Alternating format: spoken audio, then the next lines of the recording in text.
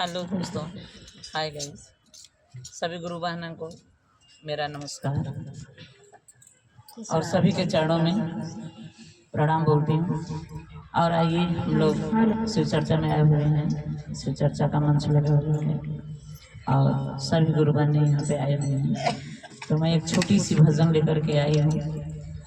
अगर भजन आप लोगों को अच्छी लगती है तो लाइक सब्सक्राइब से जरूर कीजिएगा। तो आइए।